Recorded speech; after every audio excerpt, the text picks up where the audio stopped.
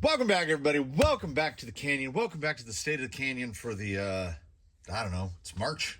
It's sometime in March. Here's what happens. You take a Southern Californian. We are stereotyped as, like, the people that live in the land without weather. And this is true. We also don't really have seasons. We have hot and less hot. That's kind of how it works here. And then a few days ago, it snowed, which is insane because it does not snow here. And it just won't stop raining. It has already rained significantly more in 2023 than it did in all of 2022. Like, I think in the first 10 days of 2023, we got more rain than we did last year. And this last storm put, like, I don't know, 4 or 5 inches more rain on top of us. So we're at least going towards the normal. So where this leading to, it's not just me complaining about the weather. Coursework, nothing since I did that last little section at Oblivion. And to add insult to that injury, I have, you know, the canyon, we accumulate wheelbarrows like we accumulate rigs. So we have 5 wheelbarrows, and the tiny little, like, True Value, the shitty wheelbarrow that has the wooden handles that flex really bad. Basically, all it's good for is holding a single sack of something. Like, it'll hold 1 bag of mortar mix, or 1 bag of Quickcrete, or 1 bag of something. So it had about half a bag of tan mortar mix left in it, and where it was parked under the cover must have been positioned just perfectly, because it is now full almost to the top with water and then hardened mortar mix at the bottom. So it's like losing $5. It's like a $5 bill falling out of your pocket. We Elsa that, and we let it go. So we're in the rig breakdowns. We've done what? We've done the first 9. So this is either 10, 11, and 12, or 12, 13, 14. I can't remember if I counted RoboKitty in the numbers. The thumbnail for this will reflect it accurately. So without further ado, what I did is I went out before coming in to do this, and I shot all the B-roll first. I already can't remember any of it because I said to myself, hey, it's not raining right now. It's cloudy, and when it's cloudy, it's cold. And when the sun comes out, the sun is very hot. So it's a dance with the weather, and then the lighting is going to be all over the place. Like, there will be no continuity between the 3 rigs that just ran their B-rolls, because it was like going out on different days. It really was. I spent about an hour and a half or so trying to get some B-roll. And I had mentioned that when we went to Bay 2, which was Lil Fella, Misdirection, and Daphne, that we were crossing the spectrum of RC vehicles, of crawlers. And I think I overstated that. We are really covering all the bases here in Bay 3 in Garage B, whatever that one is. The one over the compressor. The one that holds 12. So this is the next to the last. This is the penultimate group from that particular garage. And first up, moving left to right, is, as indicated by his hood, Blackjack. Blackjack is a super rarity, as far as I'm concerned, because he was built from a Phoenix slider. Does anyone remember when, it wasn't that long ago, when Vanquish did the slider, which I thought was a thing they were just adding to their catalog? It was not. It was available for that little window, and then it was gone. So, one of a number of Phoenix in the fleet. The only thing is, I guess if we're going by axles, if we go by axles, it is a Phoenix. But he was purchased with the intention of not using the VFD twin, which we are not. We are running an Amazon dig gearbox with channel follower JP Wirt's design for the motor flip, which puts the motor out here. The motor should be right here, but that's where the battery goes. It's running a Torque CL0508 for the dig servo, a little micro dig on there. So as you can see, also NSDRC RS 700 low profile. So as you can see, when you look at this guy from the side, he has nothing high, like nothing. His weight is so low. His CG is down like here. It's at like the top of the rim. Speaking of rims, we've got our usual Amazon method. Hey, you know what I just assembled just before filming this?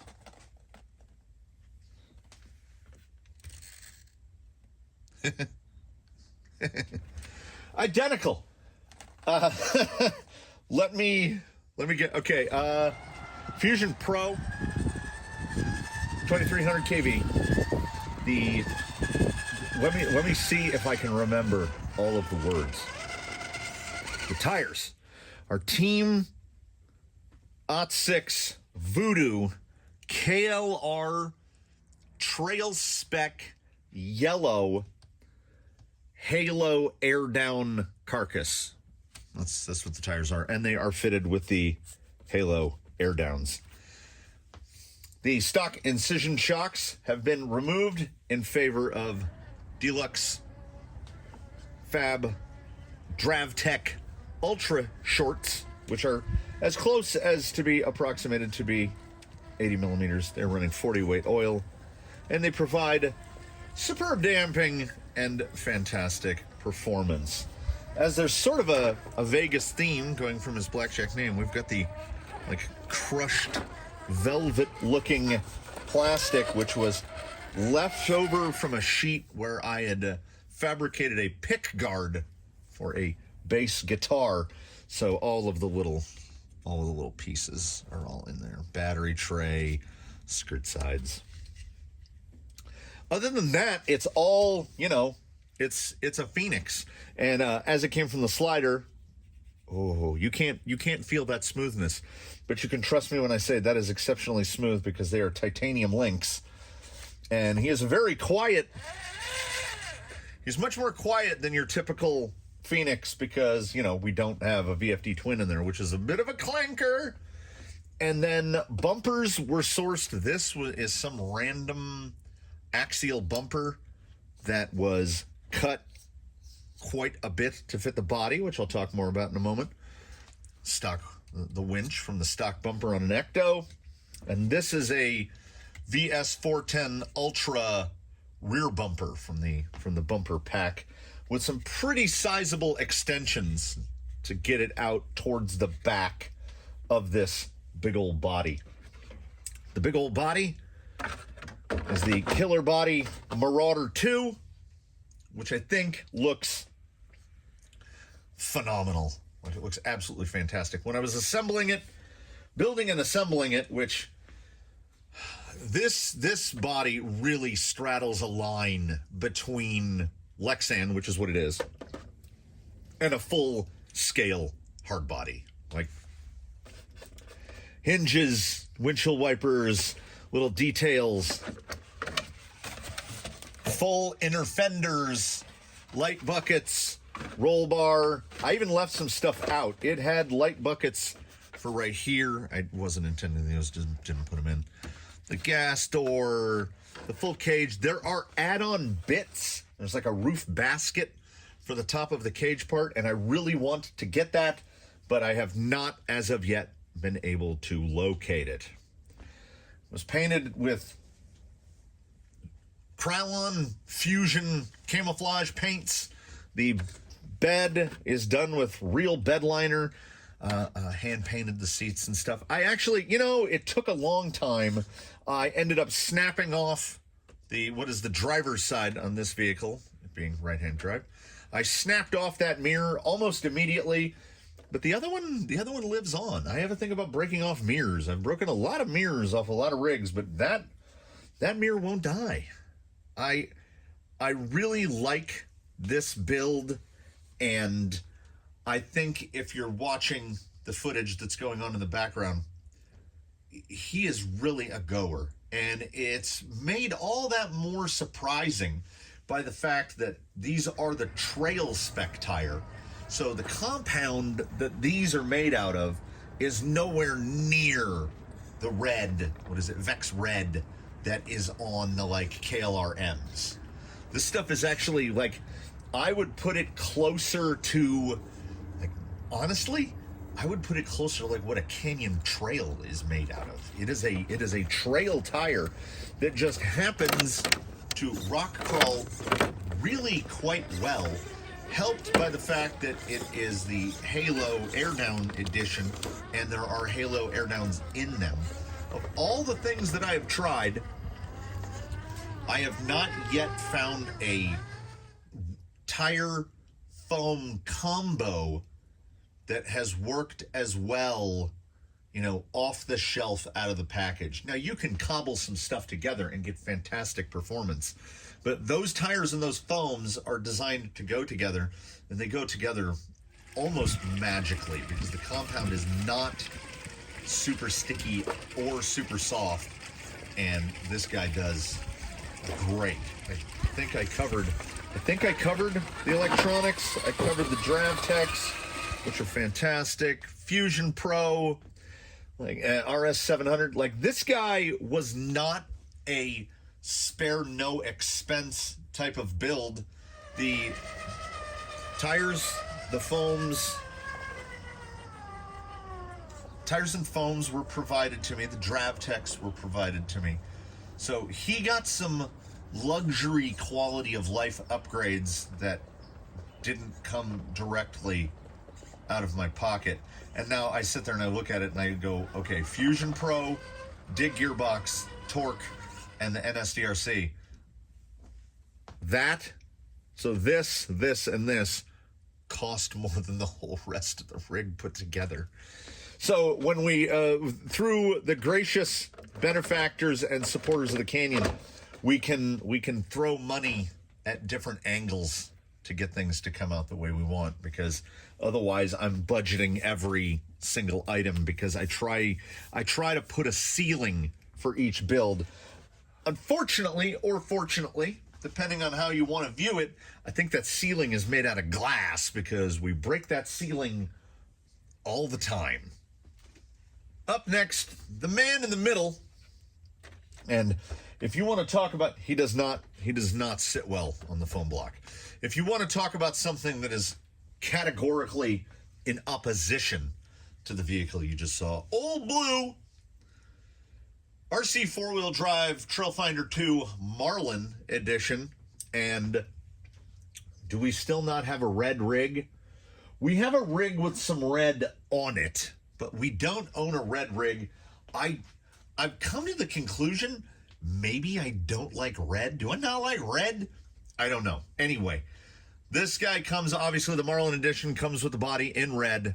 I did not want the body in red, so I went full patina on it, having no intention of doing that when I got it. This vehicle is brought to us, once again, I had resisted going to a leaf spring rig for so long until a particular channel follower said, I will assist financially in you obtaining this vehicle, because I kept looking at the price tag and going, I cannot. I absolutely cannot. So this vehicle also brought to us with a little bit of help from the viewership. Thanks once again. It has the bare minimum of, and also when he was shooting the B-roll, some of which should have rolled by now, I lost his driver's side mirror. It fell off. I think like a weed knocked it off. So we'll figure something out in the future. Stock wheels, because they're 1.7s, stock tires, but the wheels were patinaed up just as the body is. A little rust in there.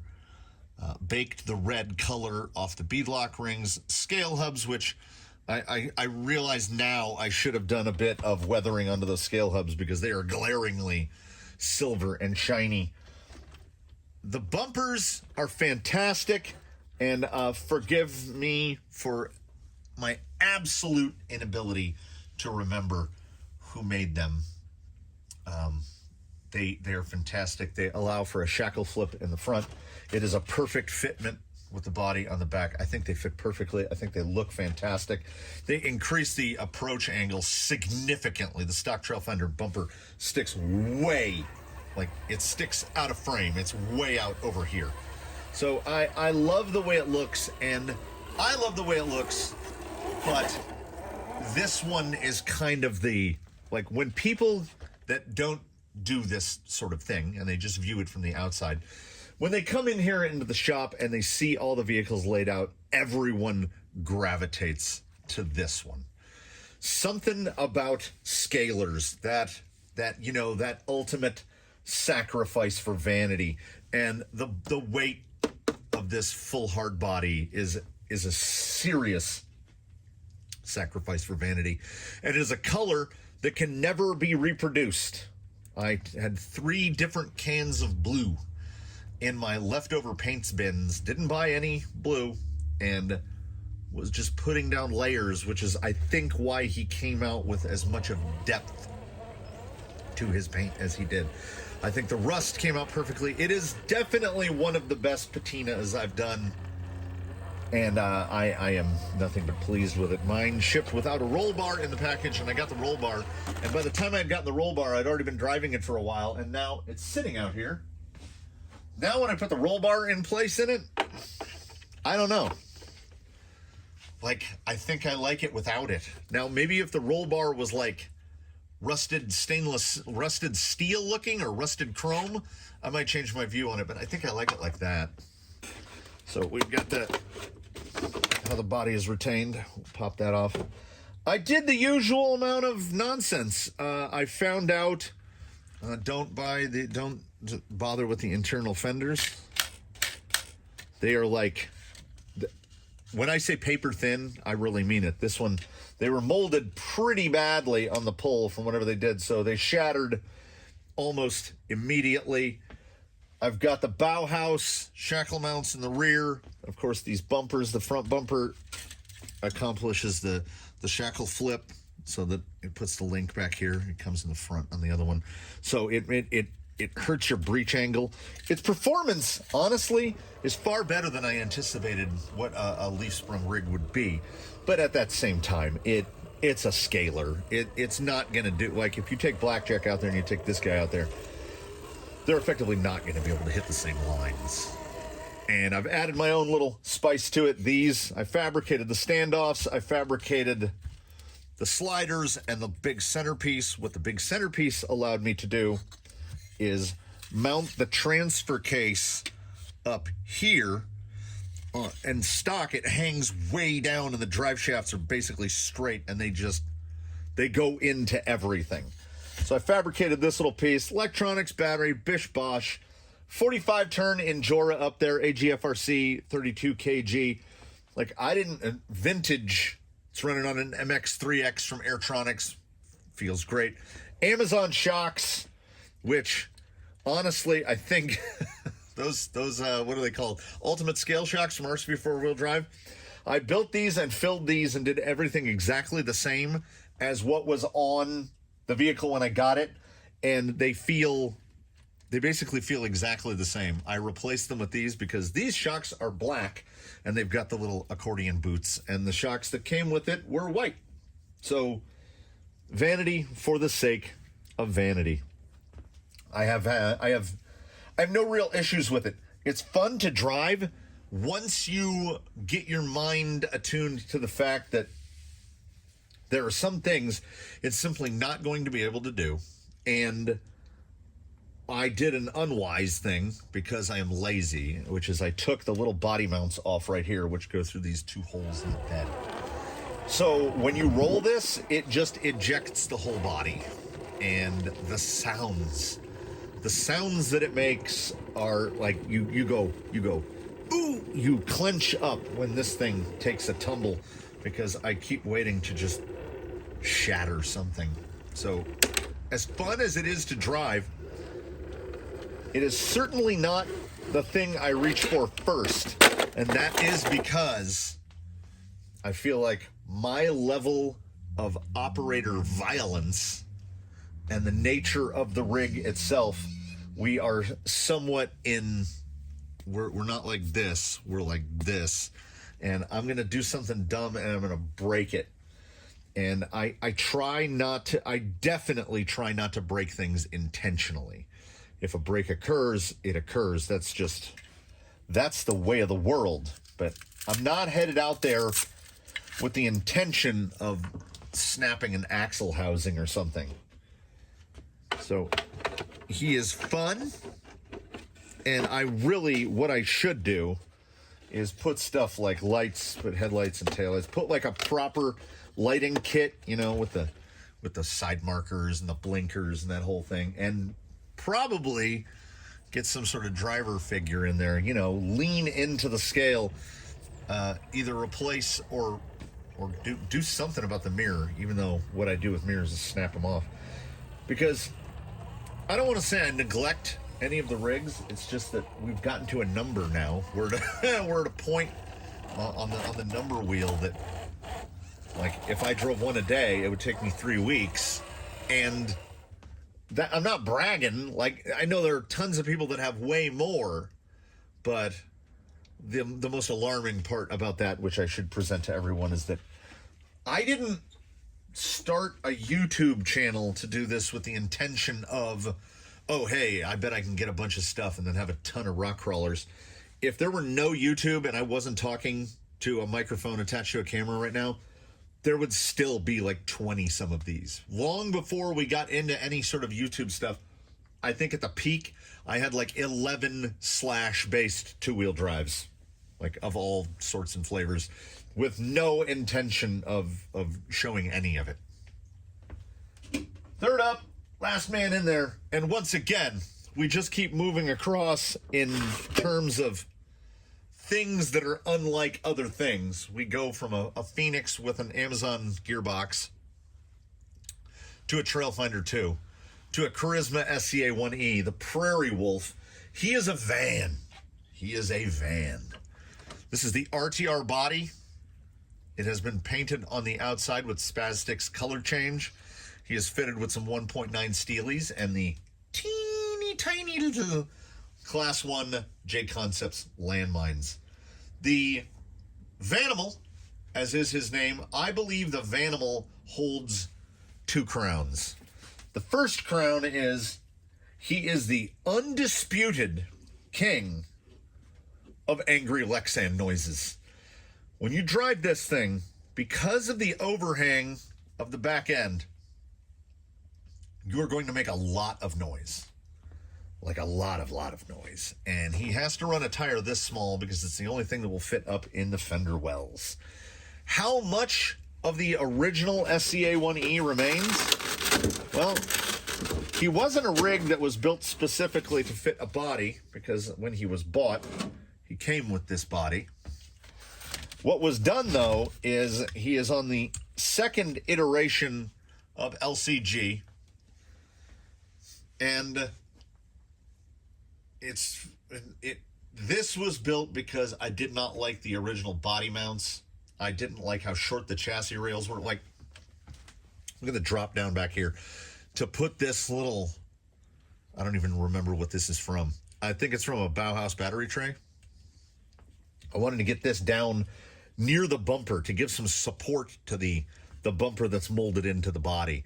The stock rails were way up here and ended up here, 2 inches inside the body and 1.5 inches up. So I built this wild-looking contraption specifically to fit the body. So he was rebuilt to fit the body. He's running 10 3-shocks. Yeah, he's running 10 3-shocks with Capra springs on them. He's got his original gearbox, original axles, all that original stuff. Most of the stuff down the center, he's got 2 chassis braces from a TRX-4. He's got a TRX-4 rear bumper mount flipped upside down. This is the rear bumper that came in the box with the RTR, which would not fit at all with the body. And, I mean, I don't mind having a receiver hole in the front. It lines up pretty well. He was converted to servo on axle. He was originally chassis mounted steering, and the battery ran lengthwise right here in a big contraption built to hold the 2S pack. And I was like, well, I'm not having any of that. So he was converted to servo on axle, battery on servo, and he is much better for it.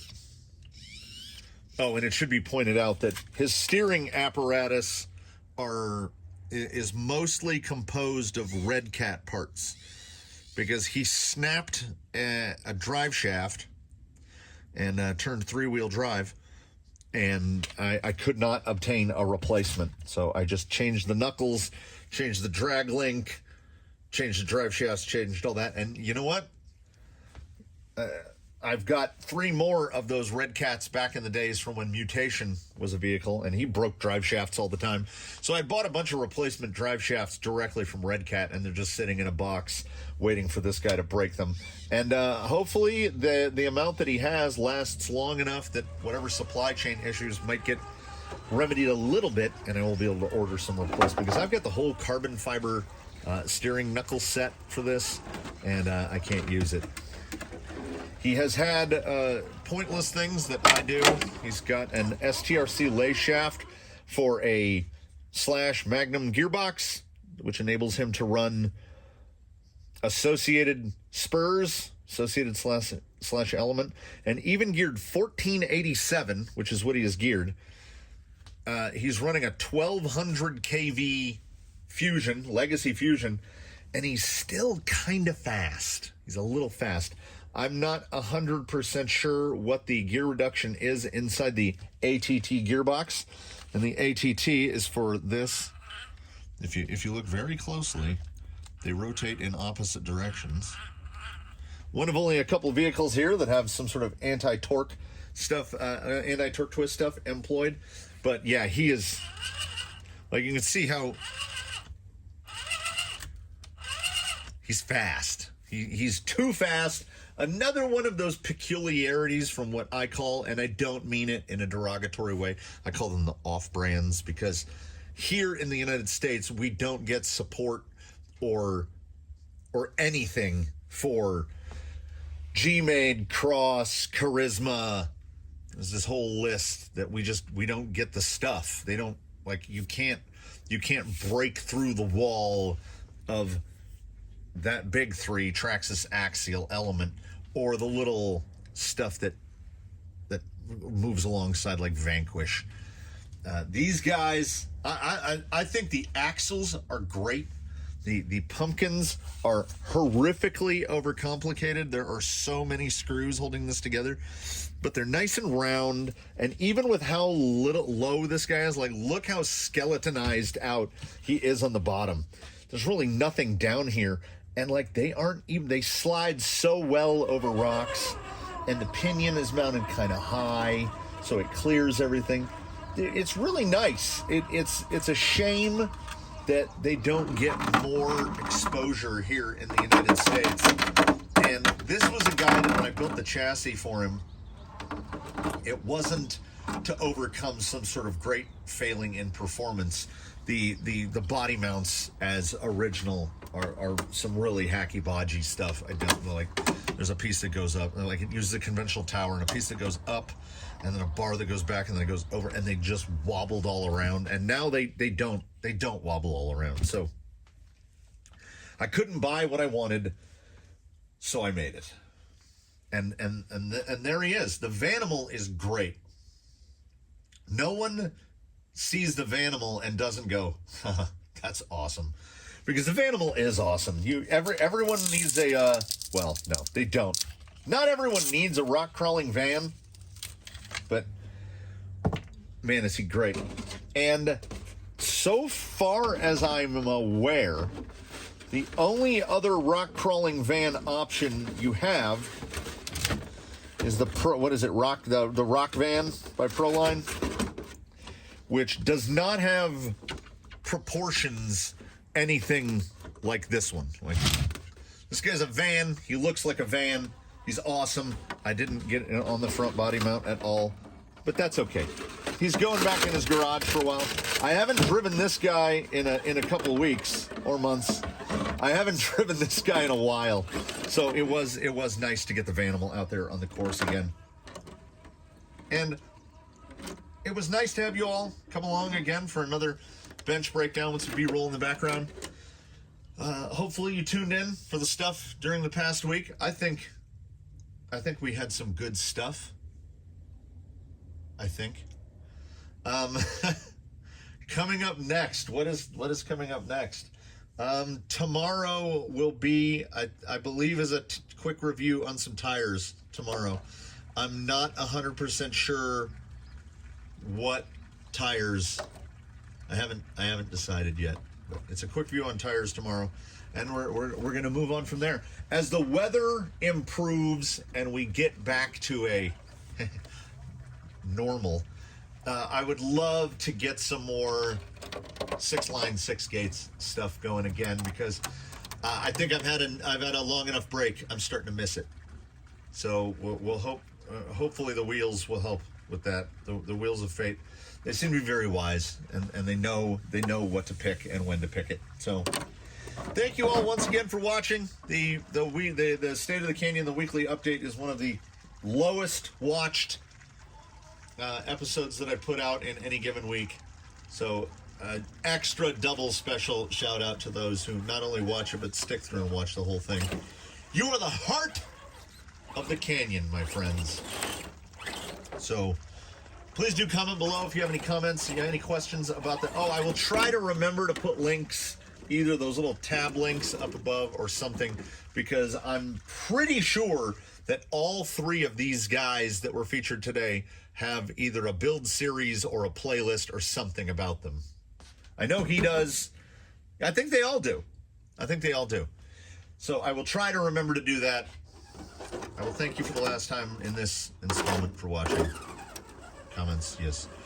Subscribe if you haven't. Please do consider channel membership, which allows us to, flood the place with more rigs. And we're at 23 of 32. The wheels have said we can only have 32 max. So after that, I guess the culling. After that, I don't know. Yeah, I will bid you adieu. I look forward to seeing you all again tomorrow. If you just want to pop into the comments and say, hey, how's it going? Do that, because as of right now, we're doing pretty good. We'll see you next time, hopefully. And in the meantime, between now and when we meet again, please, one and all, do your very best. Have a good one, everybody. I'm gonna clean up, and I'm gonna see you next time.